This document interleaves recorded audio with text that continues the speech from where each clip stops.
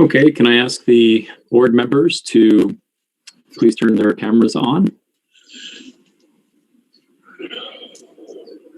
Matt, this is Nathaniel. I'm not going to be able to turn it on for probably 15, 20 minutes, but I'll turn it on as soon as I can. No worries. Thank you. Gregory, are you ready to get started? All right, very good. Well, hello and welcome, everyone. Let's begin our meeting. Welcome to the September 23rd meeting of the Board of the Valley of the Sun Waldorf Education Association and the school we operate under that, which is Desert Marigold School. I hope everybody, as usual, is doing well and is staying healthy. I'm very grateful for the efforts by our faculty and staff to be continuing to operate the school under such challenging times and circumstances. And also, of course, gearing up for the start of in-person instruction for some of our grades next week on Monday. So great job, and thank you to all of those folks.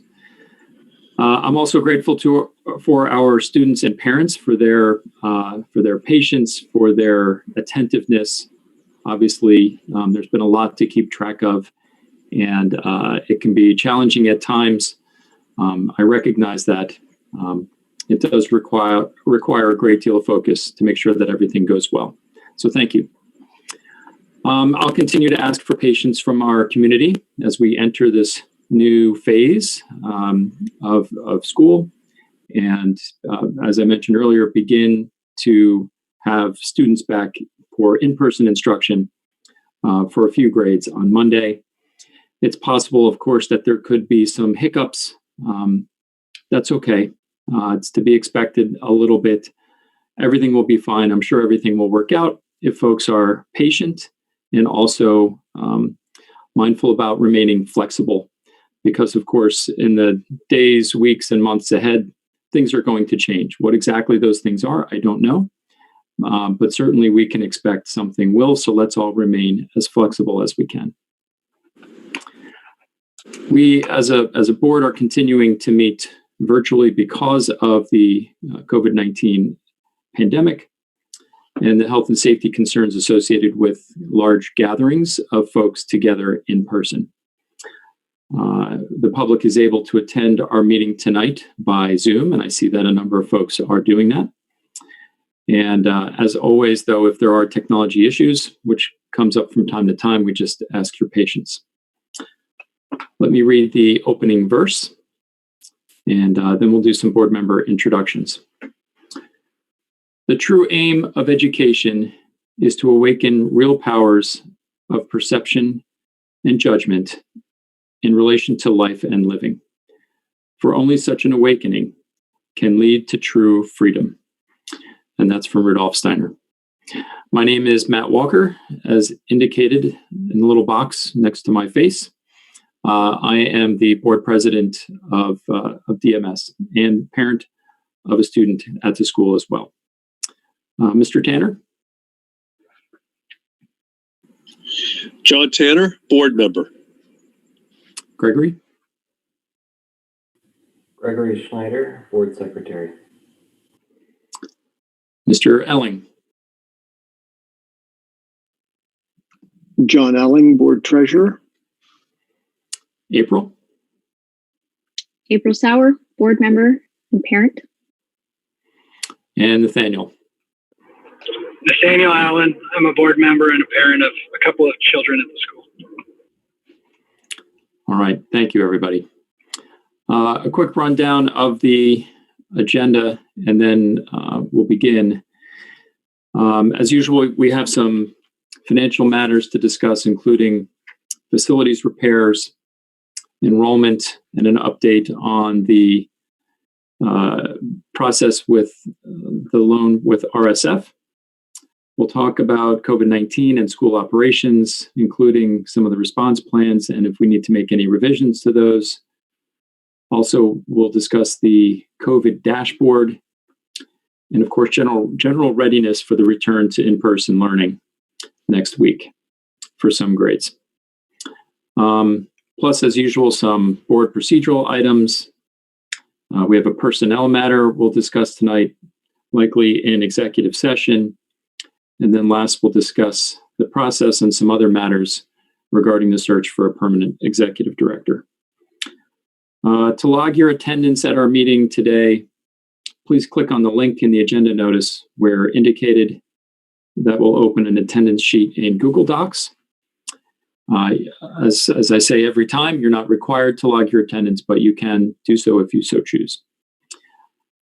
Another reminder to all of us is that due to the open meeting laws in Arizona, we are limited in what we can discuss just to the items on our agenda. Further, just a reminder for folks who have not attended a board meeting before, this is a meeting of the board. It is, in essence, our meeting. We get to talk and engage and discuss with each other. We will, at times, invite other folks into the meeting, and they get to participate in that same way. But the general public does not get to participate. They get to attend. All right. Well, our first agenda item is our financial and budgetary items. And the first issue there is some facilities repairs. Steve Palo, I see that you are here with us. So why don't you, if you can, turn on your camera and your microphone. I'll also invite Christy into the meeting as well. Steve, how you doing? Yeah. Hello, everybody. How are you? Doing good. Christy, hello. Are you on two devices again, Christy? Okay. All right. No worries. Okay. So in a sense, this is a follow-up to some of the discussions we had in July and August at our board meetings, and in particular, the August 12 board meeting. There, we talked about a number of necessary repairs. We talked about the septic system. We talked about rekeying. And I understand that the rekeying and door lock effort is just about complete. Those repairs are just about completed. They are. We will be fully rekeyed and by Friday. We're almost there. He hopes to complete it tomorrow, but just in case, we're saying Friday. Very good. Then the other two topics we discussed were repairs, possible repairs to some of our air conditioning units, as well as the need for a lawnmower. And we, at the time, discussed it, but we asked Mr. Paolo to go back and get some competitive bids for those items. And Steve, thanks for doing that. Much appreciated. The board has had a chance to see those. And so why don't we begin by discussing the air conditioning repairs? Okay. So we're focused on the building for grades 1 and 2. Is that right? That's right, Matt. So I think from last time that we had spoke, my suggestion was to do most likely one building at a time to kind of narrow it down and make it a little bit easier on the financial stress of doing everything at one time. So if we start with the grades 1 and 2, I reached out to a few companies, two large companies, one that we are a vendor with now, Wolf Mechanical, another company, they call Magic Touch Mechanical. And just to make it fair, I have kind of a friend in the business who runs he's like a small typical air conditioning company, just to see what the difference would be between all three. And interestingly enough, they all kind of come in around the same. So Wolf, their recommendation was just replace what we have, basically, with something a little more efficient, two different tiers, if you will. This might get a little technical, but they have different SEER ratings, if you will. Some are a little more efficient than others.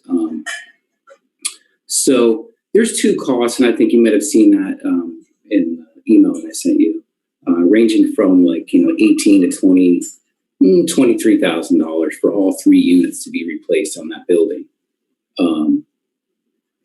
In another bid from the Magic Touch Mechanical, they presented another option to me, which I thought was interesting too, kind of like moving into the future a little bit, was,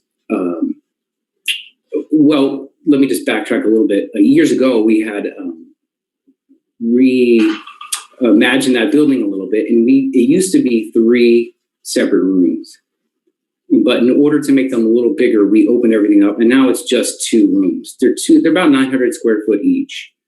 But we still have a third condenser that is kind of shared between the 2 rooms. And we thought maybe possibly we could eliminate that. Just yet another mechanical thing to maybe not deal with.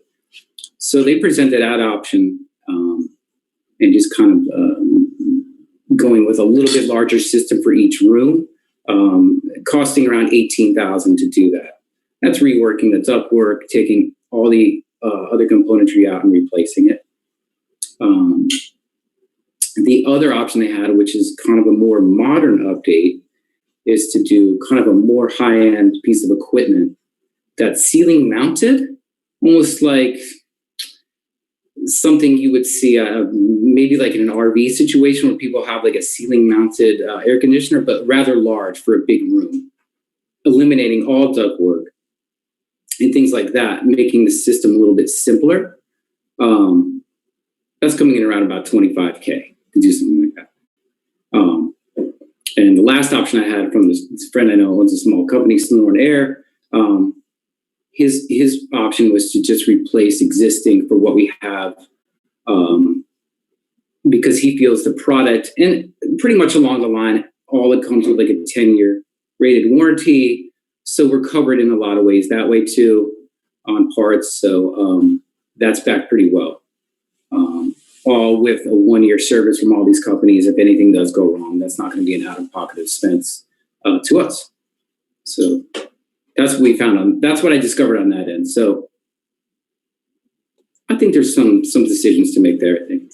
Do you have a preference between the 2 approaches of what Wolf said, simply replace the systems, keep the existing approach, versus Magic Touch suggesting redoing it a little bit to remove that third condenser? Yeah, I think it would be good to just narrow it down to 2 to tell you basically at this time, Matt, because there is everything takes time and money on the back end eventually. And I think if we could eliminate one in the process, it's probably just helpful overall. And it seems like it's pretty easily done. So that's the route I would tend to go.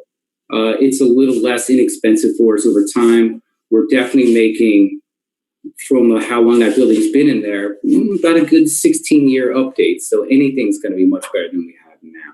So that's the route that I would go personally, because everything's already in there, and I think we can just use existing. Because my only concern with kind of a ceiling mounted situation is noise, and he seemed to think that was pretty quiet, but I do have concerns about that, where the existing system is pretty quiet. It's just, we don't hear anything. Mm-hmm. So I think that's the way I would go.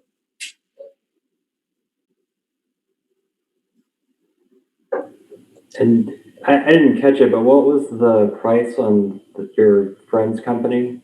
Was it the same 18,000 or? It was about the same. It was about 17. There was a differential between like 17 and 18. It was pretty much the same for doing just replacing what we have. Okay. So it was right in the same ballpark. The thing I like going with some of the larger companies is they also offer like we're under like a service call situation, Gregory, where I use them a lot, and they're on call to us. And so I like having that kind of relationship. And we also get a discount with them. It's about 15% off the top. So it adds up over time. Whereas some of the smaller guys are not really on call like that or available to us all the time. It matters. Like as of late, it definitely makes a difference. Right. So that's a good thing. Thanks. Mm-hmm. And Steve, have we worked with Magic Touch before? I know we have the existing relationship with Wolf. We feel good about them. That's nice. What about Magic Touch? Yeah, I was just kind of reaching out to somebody. Well, I had somebody else in the queue, but they were hard to nail down. So these guys are new to me. I'm always willing to try something new. I'm a fan of keeping the old forever, but they seem like. I mean, I met with the kind of this estimator that comes out and does routine things for everybody across the valley. So, I mean, he was generally pretty nice. I couldn't say one way or the other, but it could be possible that we make a change. There's a lot of competition in the market, and people want to incentivize you with what they have to offer. So, I think we kind of hold that power in our hands. So that's something we can look at too.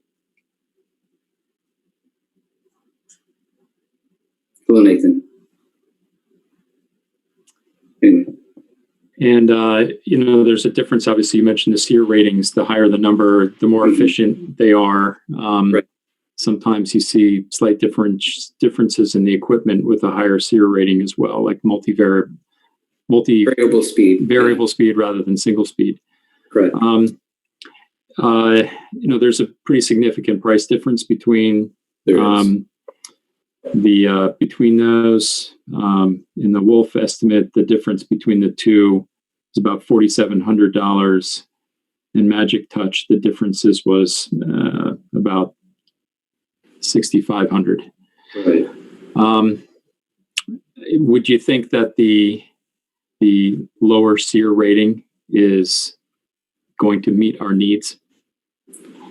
I think so, because currently that's what we have connected to that building is at a 14 SEER rating, and trust me, that blows plenty cold for the people inside that building. And it's the word I get from most of these guys is that that's going to be plenty enough for you. It's kind of like a selling point, and sometimes they like to offer that a little bit more for like a residential setting for you at your house per se.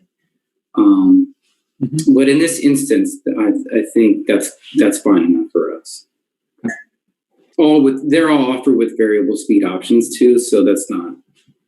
It shouldn't be an issue. And payment terms, half up front, the other half when they're finished. What was the? That's a good question. I think we could do.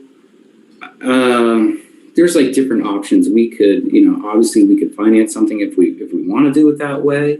We could do a half up front if we want to do it that way too.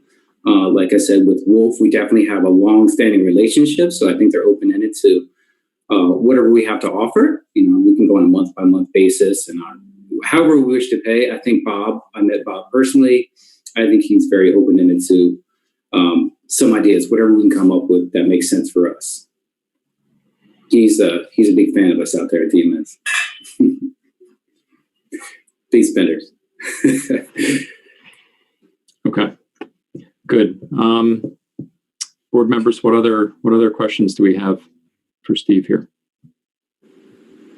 Exciting shop talk, I know. Mr. Paula, what's the life expectancy on the new unit? Those new units, Sean, so they put a 10-year warranty on those, thinking about you're going to get a good problem-free, probably 10 to 12 years. They're probably putting in about an 18 to 20 year on that total. I mean, you might have to replace a couple parts looking like after 15 years, but he's trying to guarantee that we could get a good 15 to 20 out before having to rethink about this again. Does that make any sense? Yeah, it does make sense. What's the service obligation? Is that a once a year deal where they come out and do that? And is there a cost associated with that? If you spoke to that, forgive me. I'm not exactly sure what you're pointing about. We do a service anyway on our existing units. Like we do a 1 year kind of like health check, and they come out and we make a status. We just check everything out and we see how everything is, and then we take it from there. Is that what you meant? Or? Yeah, you hear it on the radio, the rejuvenation. Do they? Is that part of their service, or what does that cost us? Oh, for the service for them to come out and do kind of the health check on that in the spring? Yes, please. I think that's about $2,000. And we have about 32 package units, and they check everything out. And they compile a pretty massive list of things that they would feel would be necessary to replace it. And we kind of just go down that itemized list of importance and remedy that from there. Does that make sense? Yes, it does. Thank you very much. Yeah. But hopefully, John, if we get something new, we'll be good for a while. And then I will say too that leading into school coming here on Monday, for some, we are definitely set and ready in this department to get going. We don't have any issues standing at the current moment, which is good. We thank you for that. Thanks. We're just trying to keep the children cool. Okay. Good. Yeah. No. The teachers too, I bet. Yeah. Sure.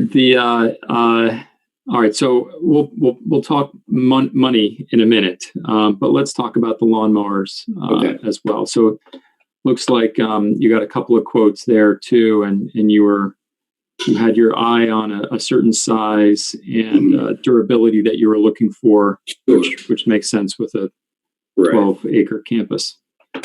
But yeah, walk us through the options here. Mm-hmm. Yeah, so we have quite a bit of mobile land there. And we have almost 13 acres total at the school. I'd say it's about 13. Mobile acreage is probably like 9, quite a bit. So I'm looking for something that's going to be efficient and save us quite a bit of time from what we're doing now, which is not very efficient at all. So I reached out to a few people. One is an existing vendor that we acquired some equipment with some years ago.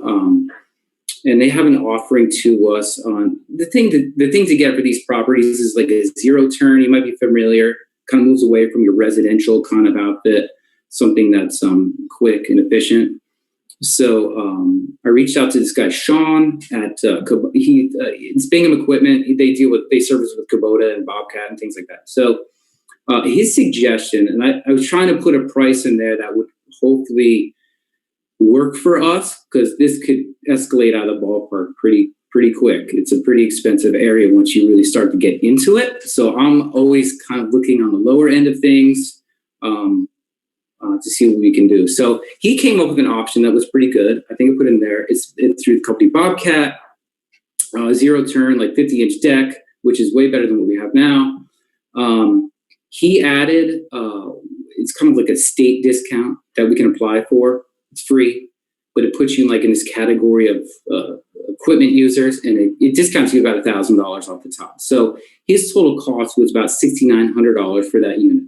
And he said it's about the cheapest thing I can get you before you go into the next realm of you're not going to be able to afford that kind of thing.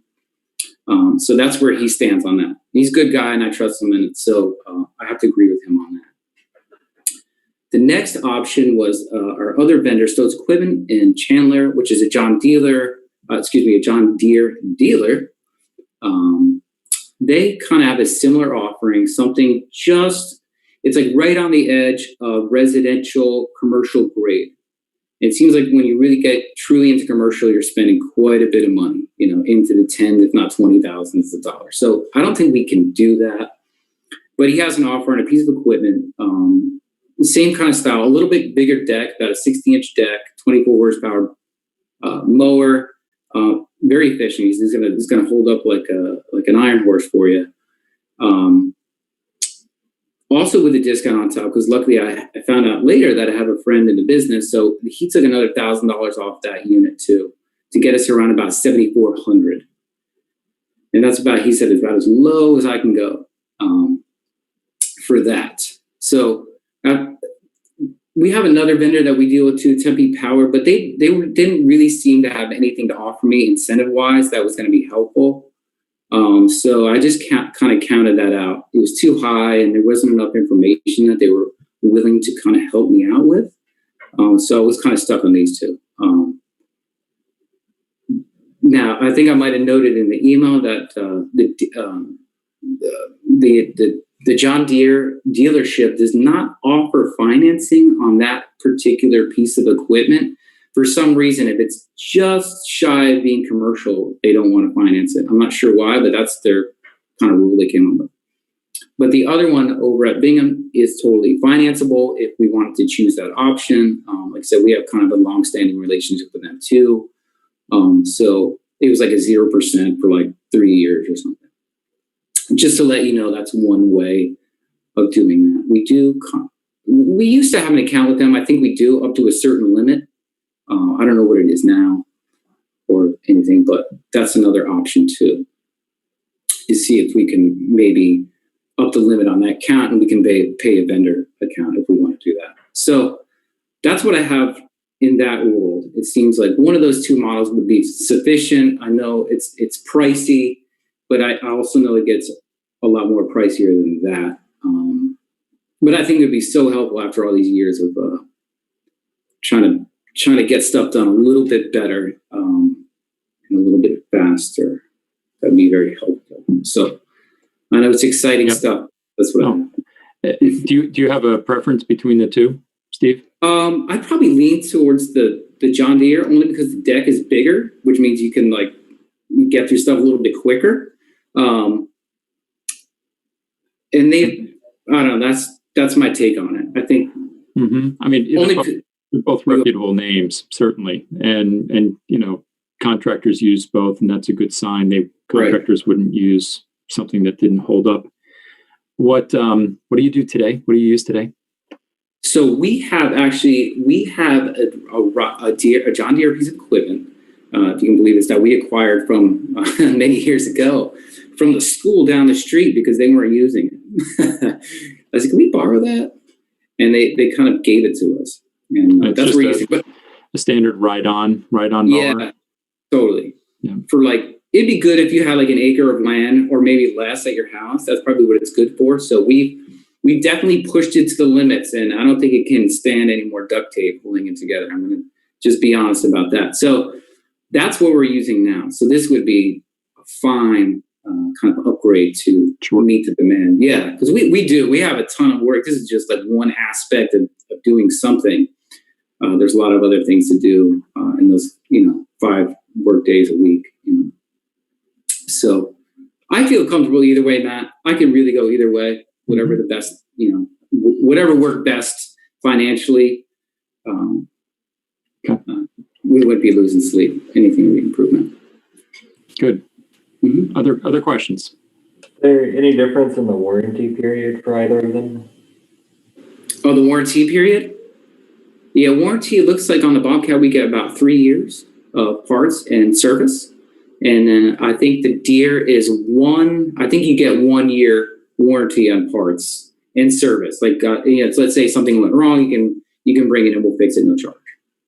Hopefully that wouldn't happen, but that was their guarantee. I guess they're backing their equipment a little better. I don't know. Maybe so. So that's their warranty plan. Mm-hmm.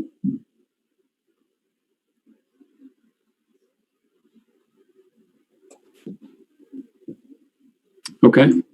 Board members, any other questions for Steve?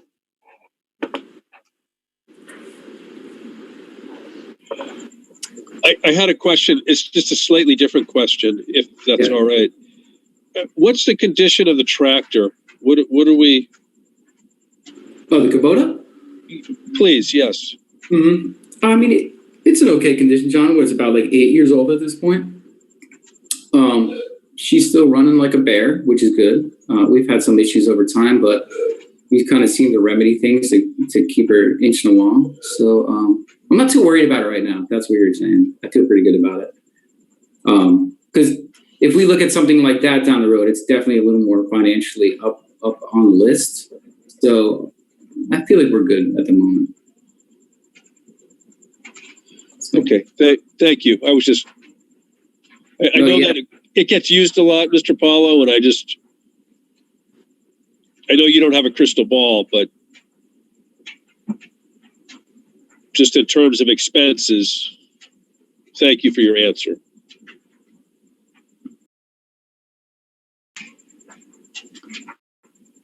Did we lose Steve? Are you still there?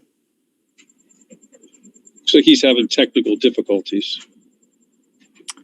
All right, we'll give Steve a moment to log back on here. Maybe in the meantime we can discuss. Well, no, we do really. I do want to hear from Steve on how urgent is the lawnmower issue, because it sounds like it may not be urgent. So we'll give him a second to come back, and then we can talk about, all right, what can we afford? How would we swing it?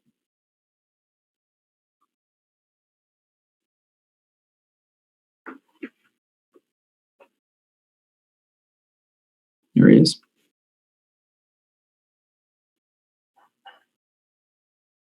Steve?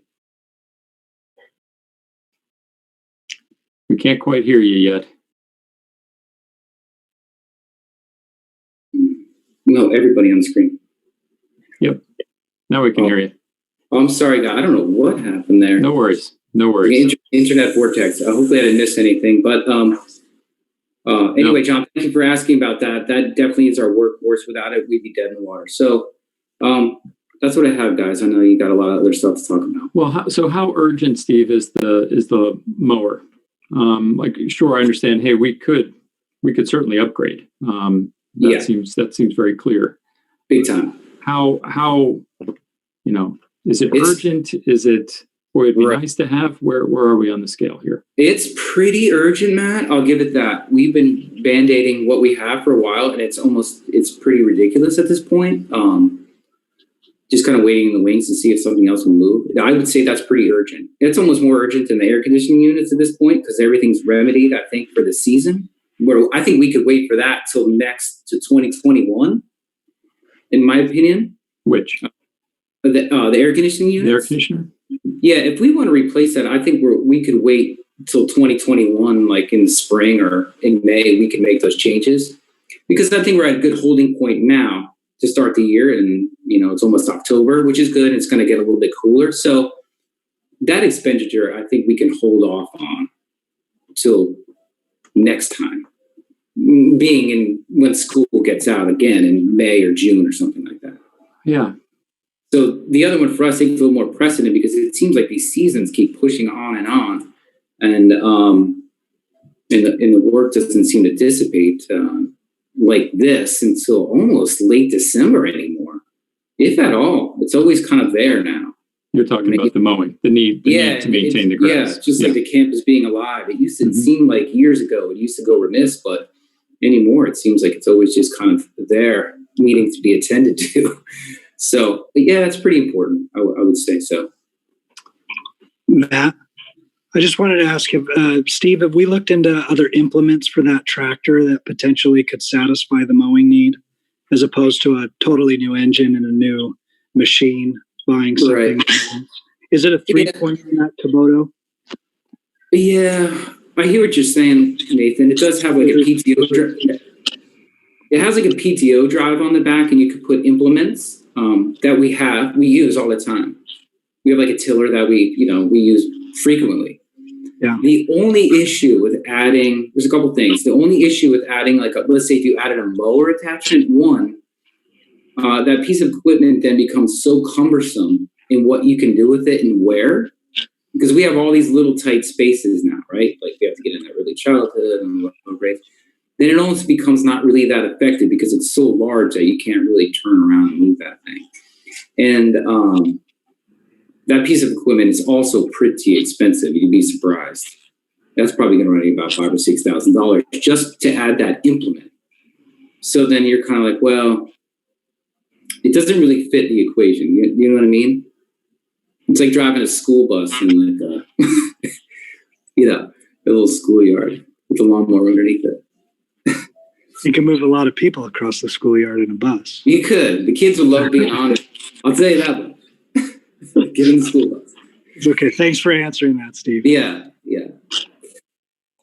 So bear with me, Steve. I haven't seen the one we use today. Is it like the size of a car? Is it like a full-grown tractor? The back wheels are big. The front wheels are a little, like, is it one of those, or is it a ride-on mower? Like, help me understand. Oh, are we talking about the tractor or the lawnmower that we have now? Are they different things? Yeah. Okay. Nathan threw a hook in there, so let me clarify. So we have, for about 8 years now, we have a Kubota tractor, a proper mid-sized tractor with a bucket and all that stuff, and a couple other implements that we use a lot around campus. Very beneficial piece of equipment that we just couldn't live without. Yep. For everything. But just to mow the grass, we have like a little riding John Deere lawnmower, separate from what Nathan was talking about. He was saying that maybe we can add, sometimes people are able to add implements underneath. Yep. So let's say if you had a straight 4 acres of nothing but grass, you could do that. But in this instance for us, it just really wouldn't work because we have all these kind of weird little spaces that just wouldn't be able to accommodate. Okay. So when Mr. Tanner was asking you about the health of the current one, were you talking about the tractor, the big thing, or the lawnmower, the John Deere lawnmower you have today, the little thing? But John was talking about the big one, the big Kubota tractor. That's what he was talking about. All right. Pretty sure. Yeah. So then bear with me. What's the status then of the little John Deere lawnmower you're using today? It's terrible. It's awful, Matt. It's in awful condition. It's like I've really had to rebuild it like 4 times. You know, it's just, I don't want to spend another dime on it. Yep. And it's just like, you know, it's like the old car. Like you just don't want to put one more penny into it. You just want to see it go. That's kind of where it's at. So. And you're saying of the two, the lawnmower is the more pressing issue. You think we can survive, if you will, a little bit longer with the air conditioning because it's operating today? I do. Like since the summertime in June, we remedied any issues that we had from last time. And so everything's been remedied and is in a holding pattern. Yep. We might have some issues along the way because we always do. But I think at this point, we can just hold tight going into October and November, and things seem to slow down. And they'll pick up again, let's say late March, April. But I think we can hold on to our pocket cash till then. Yeah, that's fair. And you know, part of what the board was thinking about, Steve, too, was a long-term plan of beginning to replace, so that you can spread the cost of replacing all these units over a longer period of time. So even though it may not absolutely need it today, it's still important for the board to at least think about it. Oh, absolutely. As a way of staging those costs, and so we're not, you know, all of a sudden facing, hey, we got to replace several of these at the same time. It's this massive bill that would be tough for us to pay. Right. Okay. Yeah, I totally agree, Matt. And I think also too, when we think about doing work of this capacity, we also have to think we can't do it when school's in session because it just isn't going to work. So that's when we look into the summertime. Usually when school gets out, we can kind of get in because nobody's going to be around. So that's also apropos to this situation, you know. So I think we're good for a while, to be honest with you. But surely we know we need to do it. That's for certain. Again, some of those units, I just don't want to spend another dime on those either. So, you know, I would just say, let's hold it here. And if we could look to the 2021 summertime to do that, then that would be, I think, best at this point. Okay. So so board members, let's discuss and make some decisions here. I mean, with Steve's commentary and input, I'd say we should push off the air conditioning repairs until it's necessary. I'd be inclined to push that off until springtime, or if you know something breaks in the meantime, obviously we may need to address it. But I'd be inclined to push that expense and work off. Board members, any input on that? I agree with that. Same. Yeah, I agree with that as well. Like you said, we do want to think about the air conditioners because we probably want to have our plan B where we can replace them one at a time or two at a time over a longer period of time. So we do have to get in to start replacing them before they all start wearing out. As far as with the mower, you know, I'm in favor of going ahead with that. But I think it would be good to see if we could get some terms where we don't just have to pay the whole thing out of pocket at once, and maybe do some monthly payments over that as well. You know, we can always just pay it off if we want, but it might be better to go the other way. Yeah, I agree with John. Just looking at the quote we got from Bingham and what Steve had said, they offer a longer warranty time and they offer financing. And the pricing on both mowers is roughly the same. So that seems like the better deal all around, just logistically. That could work. Yeah, it's pretty close, April. So it might be 6 and 1/2 dozen of the other, but they do offer financing, so that could be good for us.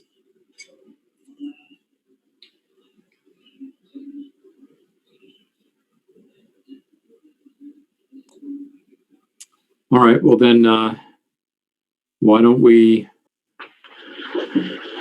Well, any objections to that approach of we'll defer the air conditioning and we'll zero in on the replacing the mower now, with the focus being on the Bobcat from Bingham. Thank you.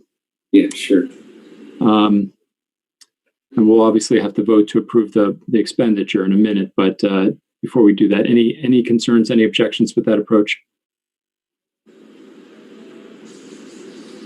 No. Okay.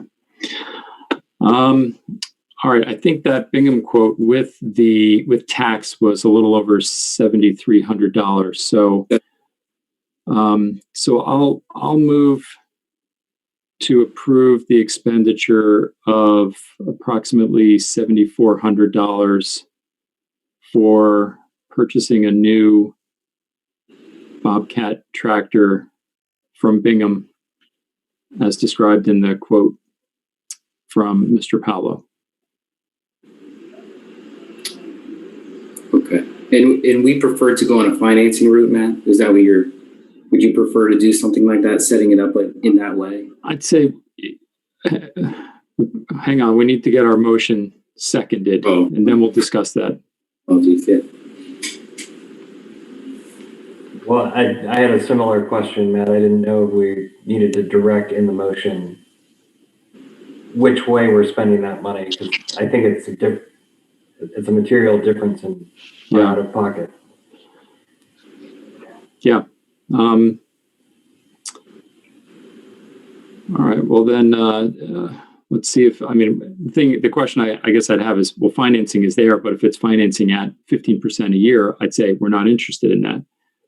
So I'd say we'd probably have to amend the motion to authorize Mr. Paolo to look into those terms. And is that... Steve, didn't you say it was 0% financing? Yeah, that was the offer from those guys initially when I talked to them. It was like a 0% for like 3 years or something. It was a pretty good deal. All right, then let's have the amend the motion to reflect approving the expenditure of approximately $7,400 to purchase the Bobcat mower from Bingham, utilizing the financing at 0% for 3 years. Okay.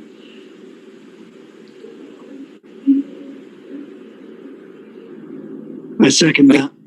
Okay. Good. Okay. Thank you. Any discussion? Are we not able to use the Form 5000 or 5005 for tax exemption as we're a nonprofit? Or do we still have to pay retail tax? Maybe that's a Christy question if she knows.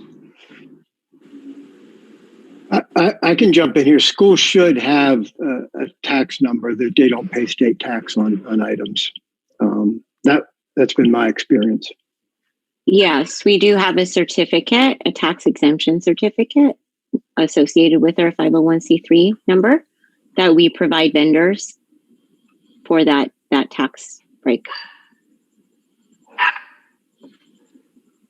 It's a good call out because it's hundreds of dollars. Yeah, okay. I have no problem presenting that to Sean and we can talk it out and hopefully that works for us. Yeah, any savings is good savings, so I have no issue with that. And I can definitely update you all on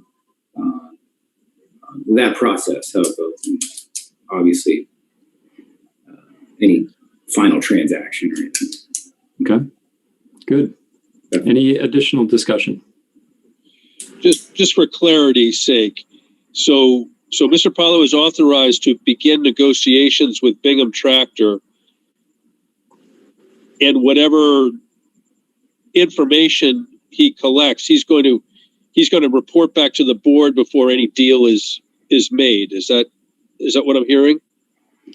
No, I think we were approving the expenditure so that he could go out and make the purchase on the price terms and financing terms of $7,400 and 0% financing for 3 years. And if any of those qualifications aren't met, then what are his instructions? Then he'd have to come back because he doesn't have approval for the expenditure. Or the correct terms. Right. Yep. Okay. Yeah. If anything changes, I'll definitely let you know. Okay. We'll proceed from there. No, it's a good question. Any additional discussion? All right. Hearing none. All in favor? All opposed?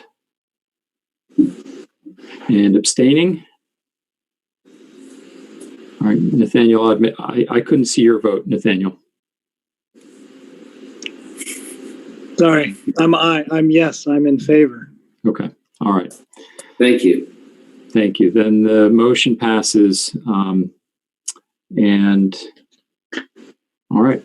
And Steve, I think those are the only items we had on the agenda for you tonight. So thanks for spending some time with us tonight. Thanks, obviously, too, for the hard work of getting these competing bids. It was really helpful to us in helping you see to the school's facilities needs. Yeah. So thanks very much. Yeah, thank you. Thank you for your support. This will be it'll be nice. So I really appreciate your time and definite interest. So Good. Good talking to you guys. Have a nice night. Thanks, Steve. Yeah, you too. Bye. All right. The next item on our agenda is enrollment. So according to the executive director's report, our enrollment stands at 274 right now, which is a little bit below plan. Christy, I was curious, have we seen any enrollment bump or re-enrollment with the announcement and plans to come back to in-person instruction? Has that led to any enrollment change? Our group is working hard, making those phone calls, reaching out to families. I sent this to you yesterday, and since then we added 2, and we're working on more. So it's continuing to fluctuate. Okay. Is there anything... no huge bump. Okay. Okay. Is there anything else we could or should be doing to bolster or drive enrollment? It's really a broad question to the board. Is there anything else you'd like to see? Is not to volunteer April, but she's incredibly good at creating flyers and brochures and that sort of thing. I'm wondering if we can set aside some small amount of money to print a 1-page flyer about the school, circulated in homes around the school, just people nearby, to increase awareness. We're here, we're doing something different. It would be relatively minor expense. We just need somebody to go put them on doorsteps. We actually engaged in that process last year. We have a more comprehensive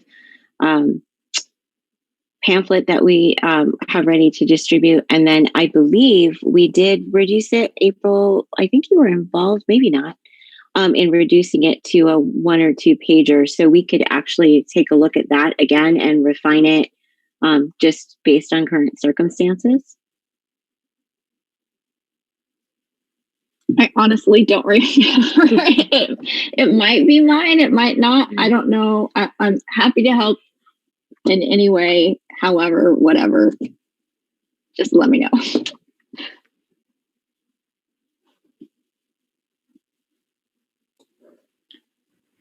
Good. Any other thoughts or ideas, suggestions, things we could or should be doing to help with driving enrollment?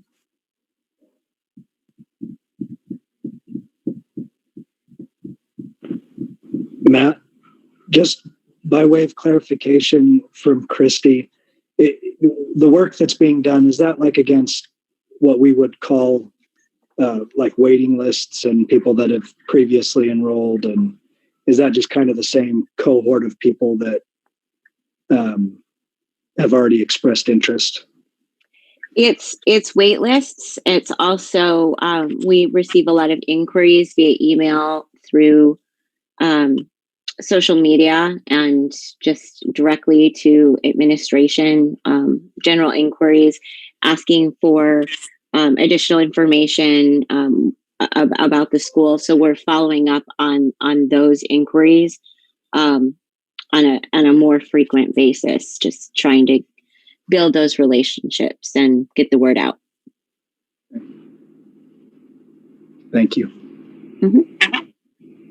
I don't have anything further than Matt. I was just curious about that.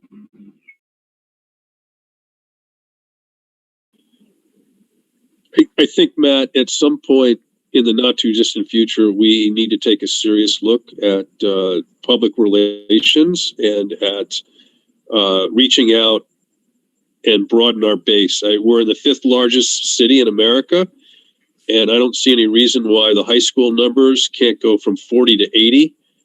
I think that's something that we should be able to set a goal for. And I think we should be also set a goal for full enrollment in the grades in early childhood, especially early childhood. I mean, that's something we do really well. And I'd like to see all of that, all of the numbers improved upon.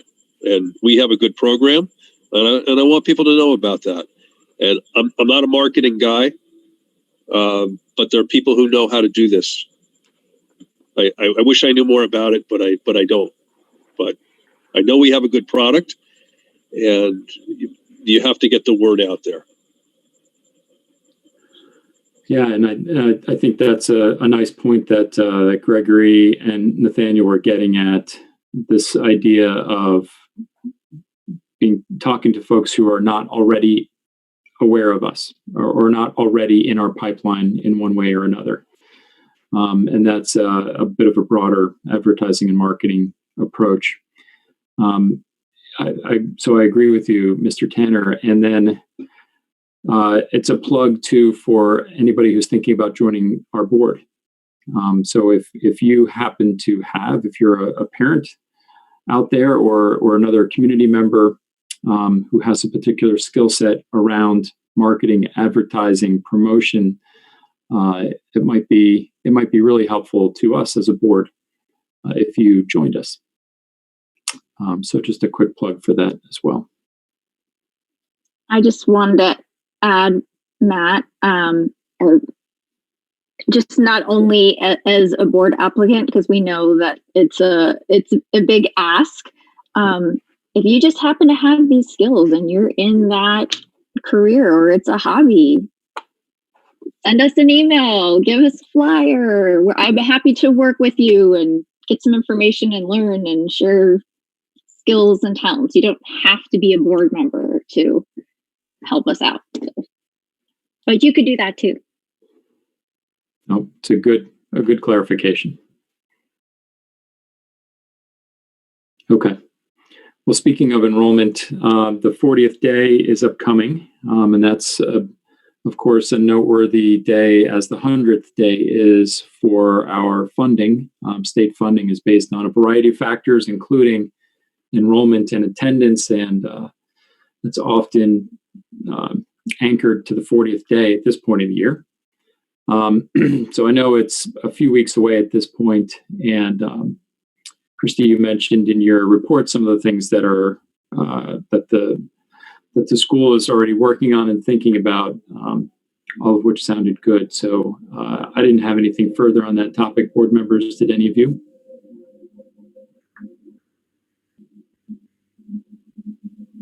No? Okay. It's on everybody's radar, which is great. Thank you. Similarly, I know the next item here is student council funding. This matter was also covered in the executive director's report, so I wasn't going to address it here. Did any of you have any questions?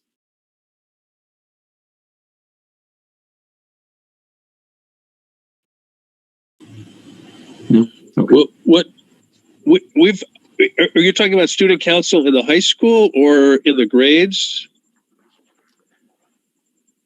Both, really. And the high schools had a student council before? Is this new programming for the high school? No, they have one? No, it's not new. The student council is the high school, and we've just completed, all of our cleanup, and making sure that there's correct accounting and reports that can be run to assist student council as they get back and up and running with programs and fundraisers. So that's all it is. There isn't an issue. Okay. It's just an update. Oh, I wasn't looking for an issue. That wasn't it at all. I just hadn't heard of student council before in the grades. And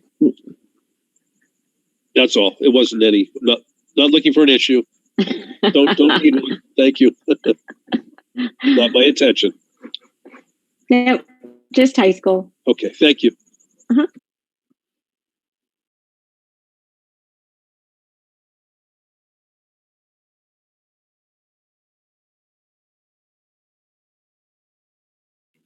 Matt, you're muted.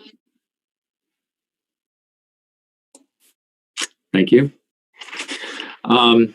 Just moving us along here. So the RSF loan update, as you know, we signed the term sheet with them. RSF have asked for a considerable amount of information, and several of us are doing everything we can to provide it. I thought, Mr. Elling, you may have one or two things you wanted to discuss. I think April had one or two things she wanted to put on our radar, and I have an ask at the end. So, Mr. Elling. So the only thing that we haven't supplied them with that we need to yet, and we did supply it, that was just in a format they couldn't open, is the enrollment. And so I emailed Christy actually just a little before the meeting and see if we can turn that document into a PDF. That's what Amy had asked for. The one item that we have not done anything with yet is there are some board member bios that they want. And I know Christy was collecting all the resumes from the board members, which will fit in perfectly with that ask because we can just create those bios from the resumes and get that to them. And I know, as everything else, they want it yesterday. So, we're doing our best to get this together, but that's it. All the financial records were turned over to them for their underwriting department to go through. So really, it's just to redo the one item in a format they can read, and then the bios, and then everything will be in. That's great. Thank you, John. Sure. And Christy and Priscilla also. Yes, Christy and Priscilla. Thanks for them doing that work. But you think we have what we need with the resumes? So we have everybody's resume, or Christy, do you need anything still from us? This is my plug. Thanks, John, for opening it. I've received some, but not all. So please email me your resumes. Do you have ours from when we applied to the board, I wonder? I know that would be mine and John's and Gregory's. I have some, but not all. And I don't know if you want me to call you out or not. Well, put it this way: if it's me, you can call me out. If you don't have mine, then I'll get it. I was just hoping that it was still in the documents when we applied to the board. But if it's not, call me out, because otherwise you wouldn't get one. So Okay. John, if you could please send me your resume, I'd appreciate it. what? I You have called me Mr. out? Tanner's. I did. I have Mr. Tanner's, but not yours, Mr. Elling. So I can do that. Yes, I'm Thank you very glad to much. know that you need it. Thank you, Christy. I appreciate it. Thank And I'll you. get that to you, if not this evening, tomorrow. okay, thank you. Good. All right. Thank you. April, why don't you bring us up to speed as well, please? Okay, so I had a conversation and a meeting with Amy Bird and her associate John Bloom, and we're looking to put together a virtual site visit as part of our the plan that they put forward to us. So a few of us will be attending, and that meeting is scheduled right now for October the 20th. And I will contact those individuals and let them know. So that's scheduled and on the books and ready to go. Great. Thank you, April. Thanks for helping out and managing that one. The last item is given just the timing of everything, we realized a week or 10 days ago that we weren't going to be able to finalize all of the documents and everything by the end of the current loan, which is Friday. So what RSF agreed to do was extend the term of the existing loan for 30 to 45 days. And that makes a lot of sense and gives us a little bit of breathing room to, as John Elling mentioned, gather up and provide documents so that RSF can go through their normal underwriting process. They have provided a draft of that extension letter just this morning, and I pass it along to you all. It is technically a contract, so I believe I need the board's approval to go ahead and sign it. But let me first pause and see if any of you had any questions about it.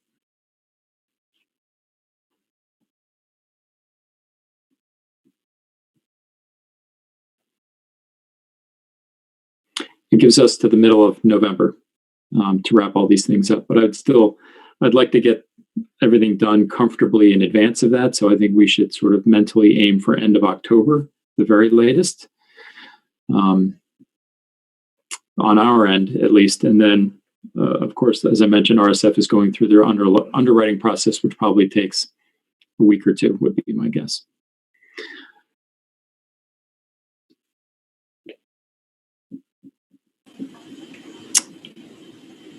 No questions. I just moved to give you the authority to sign the extension with RSF. And I'll second that. All right. Thank you both. Any further discussion on this?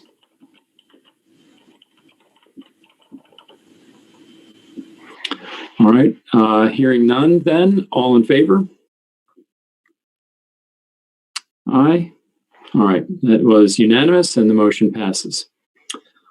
All right. Thanks, everybody. Anything else on RSF? No? Okay.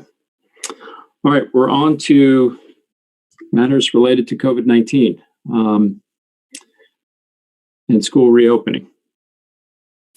All right. So the first thing we had listed here was to take a look at the various plans and documents that we in the school have prepared and approved over the past 3 months or so.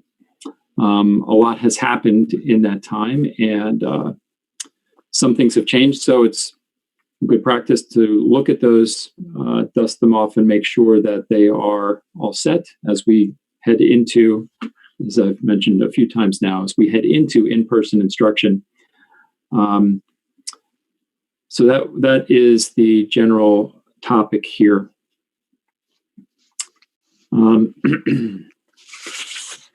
So at least we have there's a mitigation plan, there's the response guidelines, there are some other policies, many of which are available on DMS's website. Although I will admit I had some trouble navigating to them. Some of the links were not functioning when I tried, but I was able to get to most of them. I had a couple of questions on the response guidelines, Christy, that you emailed, but are there other documents, board members, that you wanted us to specifically discuss? I just want to let's get this sort of tally of documents that you may have questions about.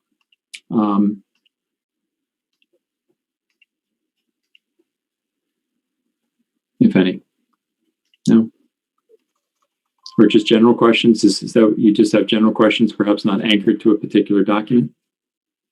I don't have general questions, but just more of comments. As someone who's been attending parent council meetings and has parents come to me with questions, I just wanted to thank Christy for all her work in putting these together, because I've been able to reference all of these and send a link.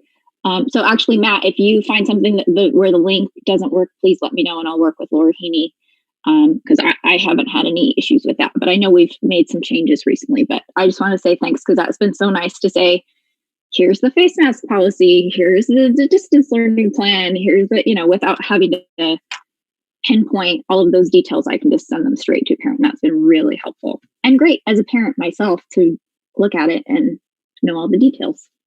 I think they all look great. I don't have any questions.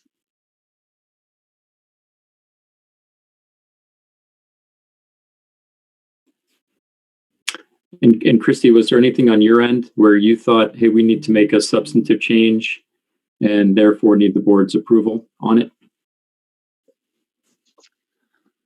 I don't think that there's substantive changes for which we would need board approval. I do think as we're continuing to compile these documents, similar to your opening comments, Matt, it's a lot of information. And a lot of it we are required to post, not that we wouldn't otherwise, but we're required to post according to ADE and the charter board, and we have to submit these same documents, and then they have to also double check us to make sure that it is posted. So I do recognize it is a lot of information. I think one of the changes that I would like to make is I think the mitigation plan needs to be updated to reflect, basically incorporate the in-person piece. It was more focused on the on-site support services that were being provided during the time of fully remote. And I think it needs to be updated just to incorporate more of the health and safety protocols that are really stemming not only from the response guidelines, but also just other documents that we've put out. And I think it would be helpful, to April's point, to have it maybe even more consolidated and a more complete plan. So I'm actually working on that piece and plan to have that ready, if, not by the end of the week, the first of next week. Again, it won't be any new information. It'll just be more consolidated and maybe a more synthesized reference.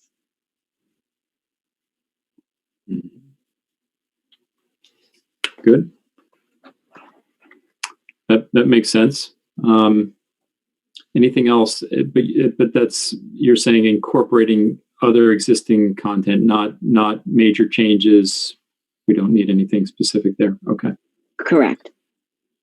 The one thing that I was hoping to hear a little bit more about, and we'll talk about it with our next agenda item too. With respect to if there are, and I hope we don't wind up here, but if we do have a positive case at the school somehow, I would like the board to be notified. I'm assuming that would happen, of course, anyway, but I just didn't see it in the response guidelines, unless I missed it. No, you didn't. It's not in there, and I'm happy to add that and appreciate adding you in. I think that would be great. When these response guidelines were first prepared, the county didn't have they were in the process but hadn't finalized their expectations in terms of our obligation to report cases. They have since developed that, released it. It's been fully disseminated. We have, forms and the reporting procedures all ready to go. But you're right. That should be incorporated. So I'm happy to do that. Okay.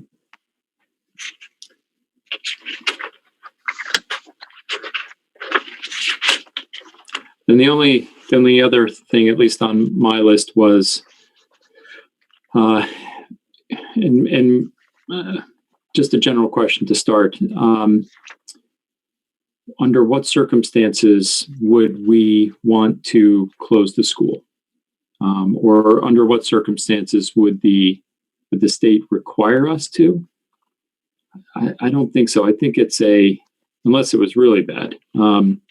I think it's up to the board. It looks like it seems, based on some of the data I've seen, where there have been what qualify as outbreaks, which has a certain definition. I forget, it's a certain number of cases within a certain number of time. There have been, I want to say there was 9 public schools, and 2 had closed. The other 7 remained open, if I'm recalling the statistics correctly. So what would be the circumstances under which we would have to take that kind of action or want to take that kind of action?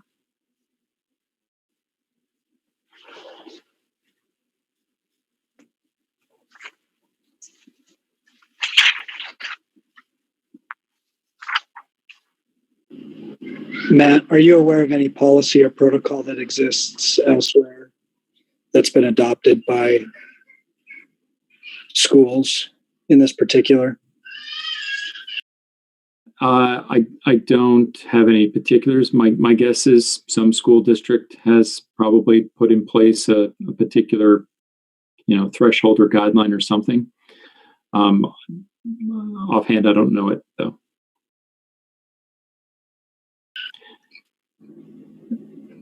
Can we just go into some kind of research mode amongst all of us to try to determine what is, what is obviously, you know what I'm getting at?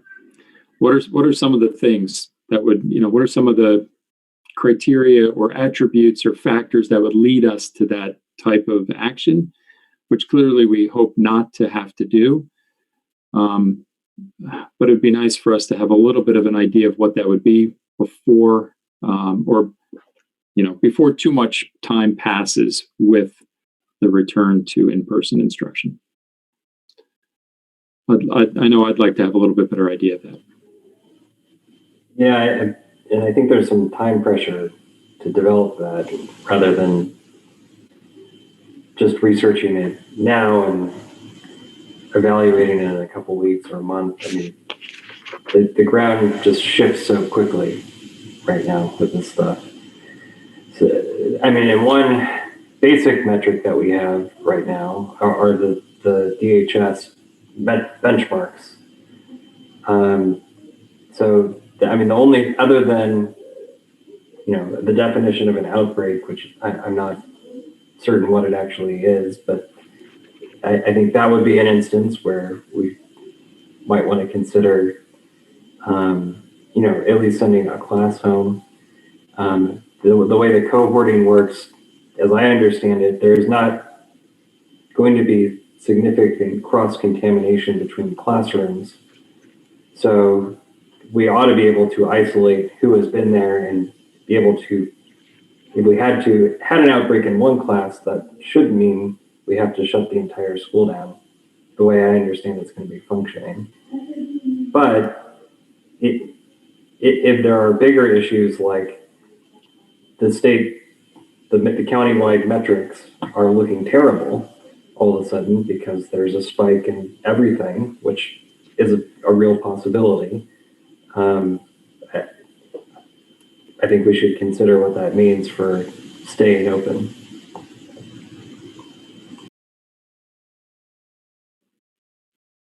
And I mean, like the rest of you guys, I'm not a public health official, so I don't really know what else to use other than those state benchmarks.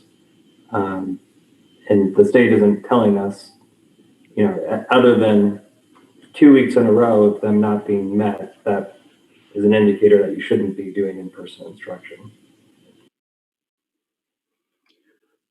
Yeah, according to those metrics, and even those they're not binding. So, okay. Our next board meeting is 2 weeks from tonight. Is that right?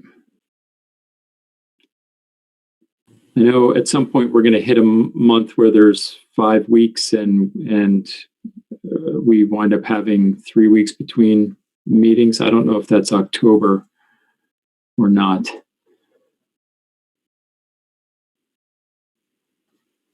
But we may just need to address this again next time, even though we'll be a week and a half or so into the in-person instruction by then.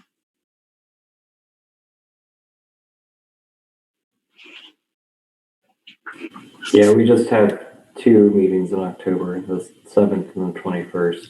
All right. So let's plan to discuss it on October 7th. Okay.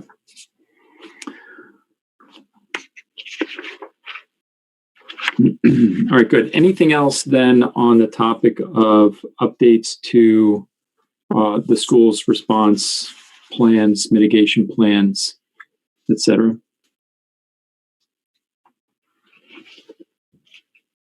Nope. Okay. The next item is with respect to the COVID dashboard. Now, this stems from our board meeting on August 26th, so 4 weeks ago, where we set out the timeline and approved the return to in-person instruction. And as part of the board's decision and the board's action out of that meeting, was that lengthy motion that we had, and there were 2 main conditions to reopening. One was that the board would have reviewed and approved the staggered reopening plan by our last board meeting on September 9th, and we did that. So that has been satisfied. The other condition was that by tomorrow, the benchmarks would be met for Maricopa County as reported on the county's website. And there were 3 particular metrics that we were using, and that included one metric we purposely did not include, which was declining number of cases. That felt like not quite the right metric to look at, because you could have a 1-person decline in cases, and that's not an effective way of looking at it when you're talking about thousands of cases. Gregory, I don't know if you happen to have up on your screen the county dashboard, and if so, if you have the ability to screen share it. Yeah, give me 1 second.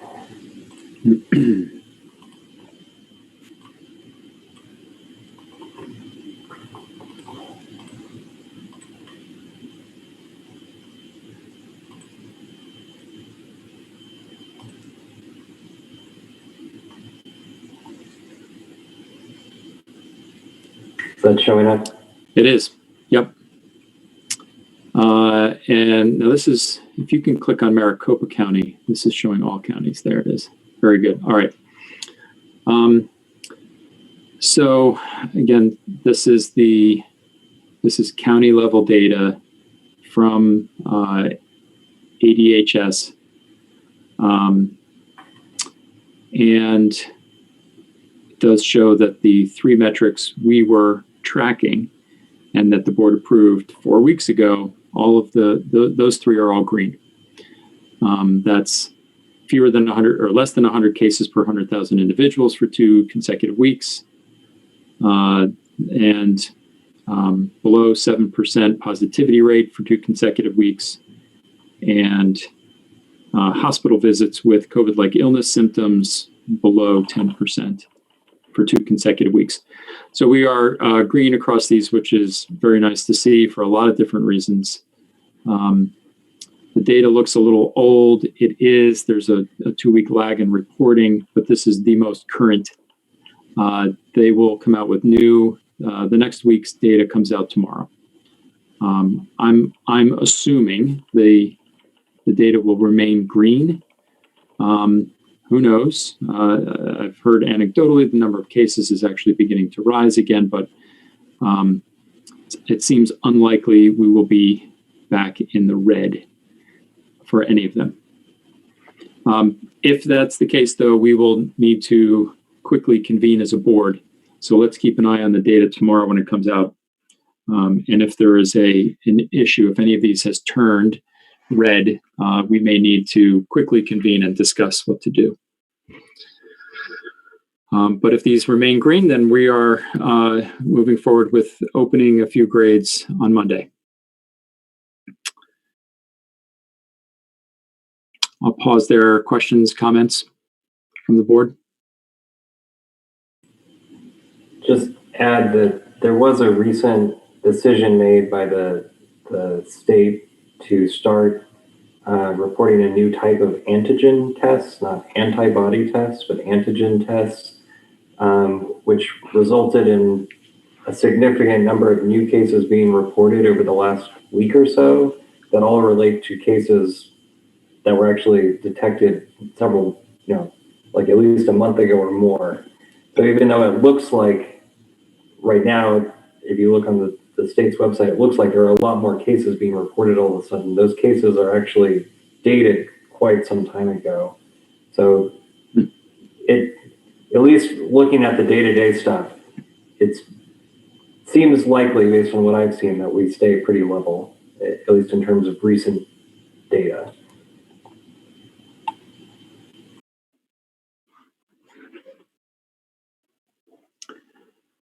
Good. Any other comments or questions on this? Okay. It's usually in the 3 or 4 p.m. timeframe that the county releases its data, and the state does as well. So let's try to remember to take a quick look at that tomorrow and make sure we're still green, or at least not red. That's really the key, is not red. All right, and then the last topic in this category is general school readiness. Again, much of this content was covered in Christie's report to the board. And it seems as though we are in good shape in terms of readiness, which is wonderful to hear. But again, I'll pause to see if the board members have any questions. And Gregory, if you can go back to not screen sharing, that'd be great. Thank you. So any questions for Christy about readiness for in-person on Monday?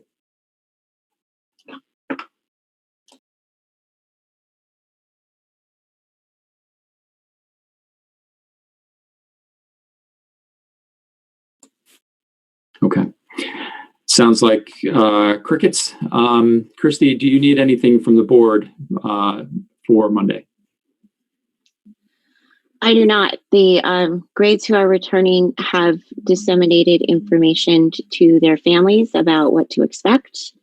We are going to need those parent acknowledgements signed and either returned electronically. It'll be in a survey format for those who, not a survey, but a form.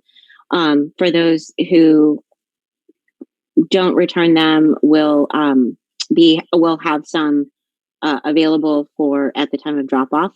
So please check your email. and just be patient with the drop off in particular. The faculty has worked really hard in coming up with a drop off and pick up procedure where everyone is spaced out and their designated cohorts, and there's very beautiful signage, compliments of certain faculty members. So thank you. So we're looking forward to welcoming everyone back slowly but surely, and just pack your patience and reach out if there's any questions. We appreciate it. Yep, that's great. All right. Well, thank you. Okay. Next then is board procedure matters. It doesn't just feel like we're doing this out of order, because we typically have always done this first. In the last couple of meetings, we haven't done it first. I've felt out of kilter the whole time. All right. So the first is the approval of our minutes from our September 9th meeting. So I will move for the approval of our minutes from the September 9th board meeting. A second. Thank you, Mr. Tanner. Any discussion? No comment really for me, other than we also had executive session minutes, so we'll need a second motion on that. All right, good. Thank you. Any other discussion on the regular minutes from September 9th? All right, hearing none, all in favor? All in favor, anyone else? Opposed? Abstaining? Oh, we have three abstentions. Okay. You guys weren't there. Is that why? John and Nathaniel? Okay. All right. Well, the motion passes. I will also move for the approval of the minutes from the executive session on September 9th. I'll second. All right. Thank you, April. Any discussion? All right. All in favor? Aye. Opposed? And abstaining. All right. So 3 in favor, 3 abstain. The motion passes. Thank you. All right. And then next item is reminders. Well, anything from the board calendar, any upcoming events, anything we need to be thinking about, April? Yes, and yes. Okay, so we know that the letter went out seeking for new board applicants. So just everyone be aware of that. Those are due on October 1st, which is really soon. So if you are looking to apply, check that letter, look at all of those links, and get back to us as soon as you can. Liz Bevan is scheduled to come to our meeting on October 7th. She, as I said, has penciled it in. So if we need to move her, she is willing to do that. She's been very patient and sweet about that. So, and I already gave you the date of 10/20th for our RSF virtual site visit. And just another upcoming one at our board meeting on November 4th is when we will do our applicant interviews. So I know that's a long ways away, but it's always good to have in the back of our minds.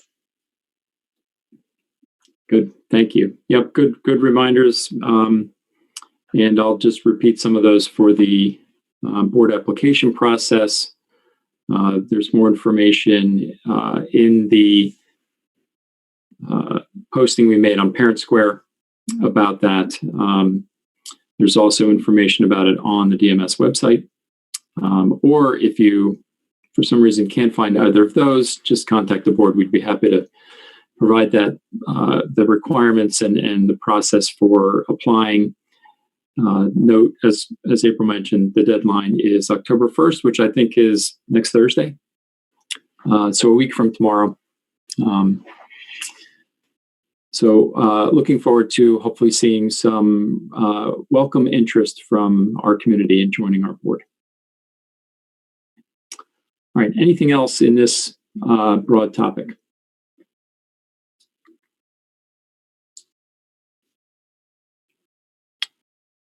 No? Okay. The next item is a personnel matter, a confidential personnel matter.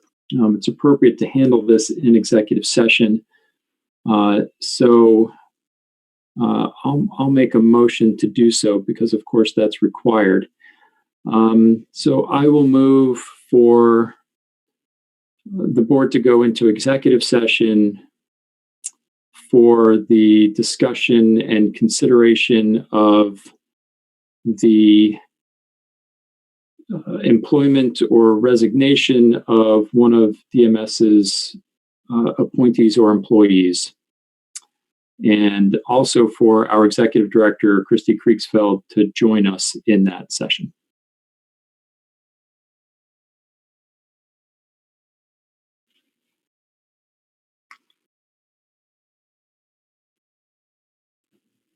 I'll second the motion. Thank you. Any discussion?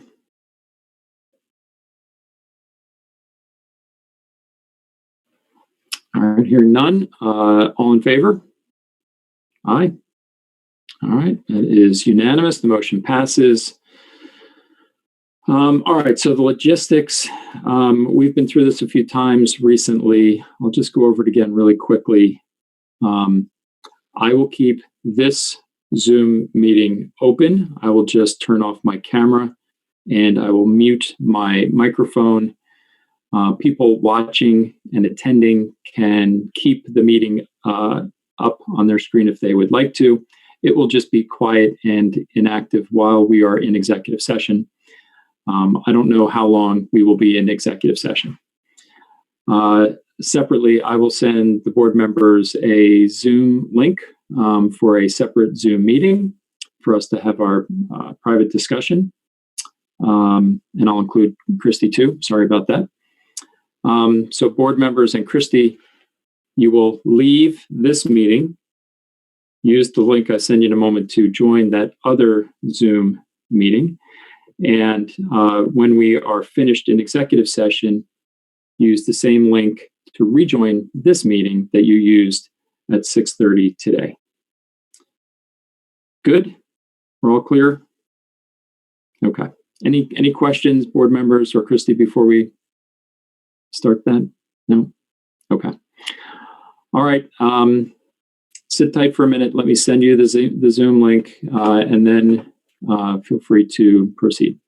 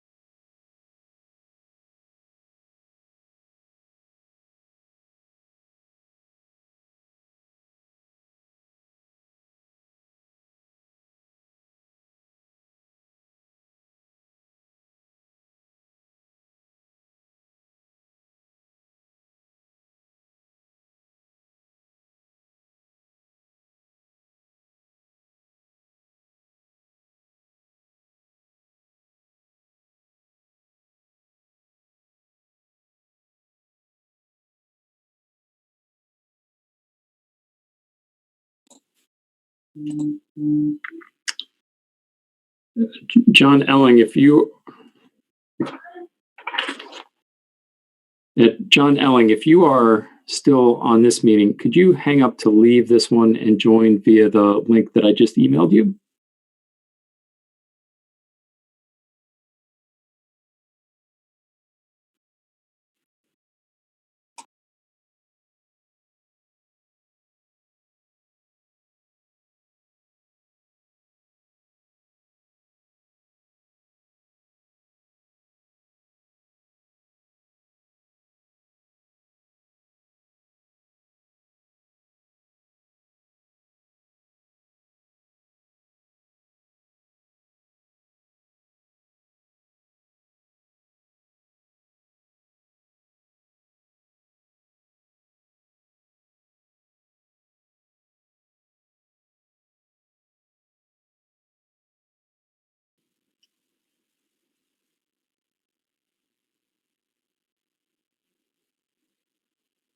It's still not working, Matt.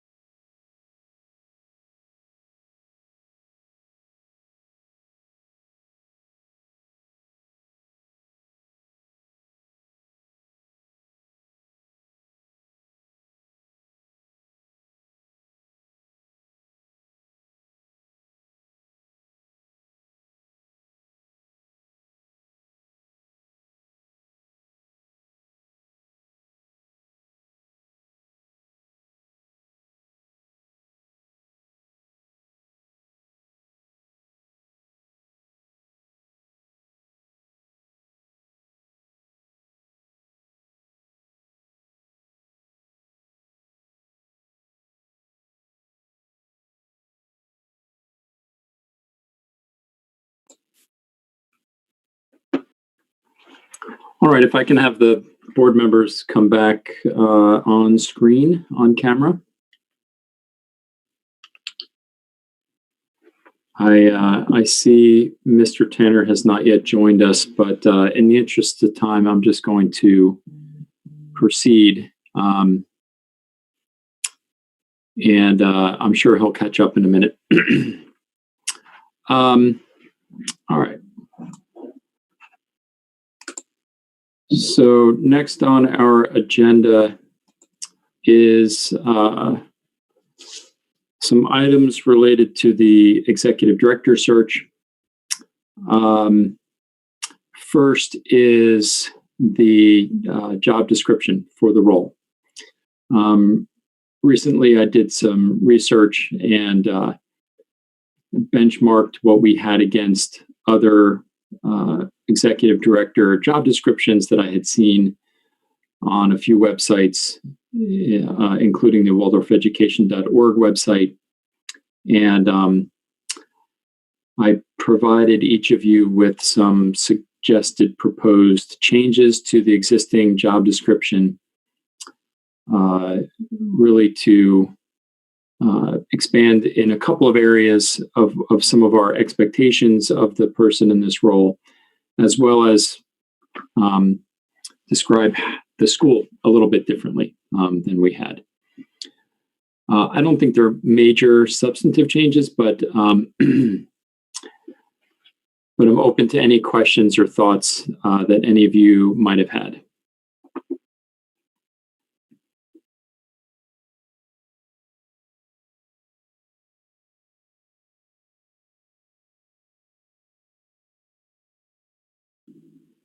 Matt, I think your additions were substantive and necessary, so I don't have any questions or anything, but I think that it's much better now after you've addressed those items. Appreciate that. Thank you.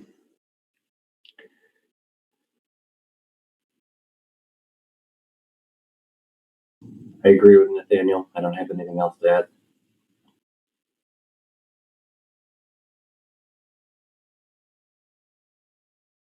April, anything on your end? No, I sent over my thoughts on an email. They're similar to what everyone's saying. Okay. I don't have anything to add. Okay. Mr. Tanner, we're just discussing the job description for the executive director. I had proposed some changes to that and had emailed them around. Okay.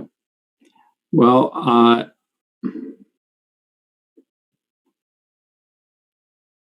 so I guess I would, not I guess, it's late. I can tell it's getting late.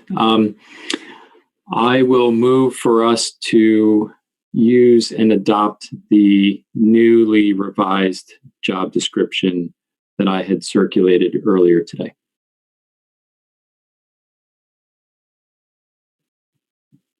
I'll second. Any discussion?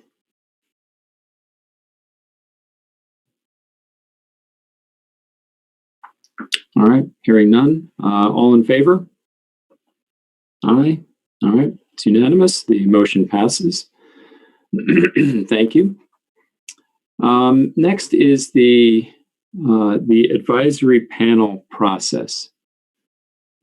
Now, as originally proposed and approved by this group a few months ago, at least, this advisory panel to help the board with the search process, it called for a 6-member panel. The advisory panel would be comprised of 6 people, 2 board members, 2 faculty members, and 2 parents of current students. And the way that we talked about it and approved it was I would appoint the 2 board members to this panel, and for the 2 faculty members and 2 parents, we would solicit interest by email and Parent Square as appropriate. And so we did that. We did those solicitations a few weeks ago in early September, and And we set September 19th as the deadline for submitting statements of interest. I'm pleased to report that 2 faculty members expressed interest, which is great. But no parents did so. We did not receive, or at least I did not receive, any parent submissions. Have any of you received any parent submissions or expressions of interest in this? All right. Looks like that's a no. With that in mind, I'm going to suggest a modification then to our plan, namely to remove the 2 parent panel members and proceed to form the advisory panel with 4 people, 2 board members and 2 faculty members. Because we did not get strong interest, or in fact, any interest from our parent community. Plus, of course, several of us board members are parents, and so we can help provide and represent that voice. It'll just streamline things a little bit as well and make it easier for us to administer this going forward. So let me pause there and see if you have any questions.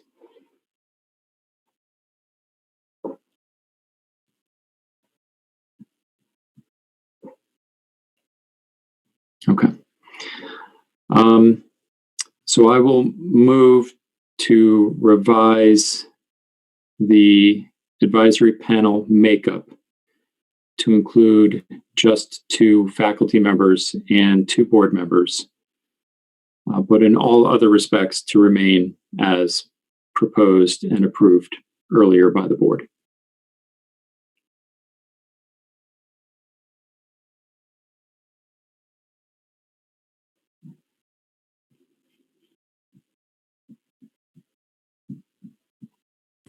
I'll second that. All right, thank you. Any discussion? So it's definitely late. The words just disappeared from my mind. The plan moving forward was to basically get some anonymous Survey. like confirmation of those who applied to say yes, we believe this person would be great on the panel, so on and so forth. Is that still happening with the teachers? The faculty members? Yeah, Yes. I think that's still the approach. Okay. I don't know why I just wanted to be clear about that. Yeah. Now we have to figure out exactly how we do that and exactly how we execute that and when. But April, maybe you and I can connect offline on that. Yeah, it's already we had tentative dates on the calendar and stuff, and I think I make the survey. I think I did, just like a. You did a draft of one. Yeah, a draft. That's a good word. I can't think of that word. No, good points. Any other discussion on this?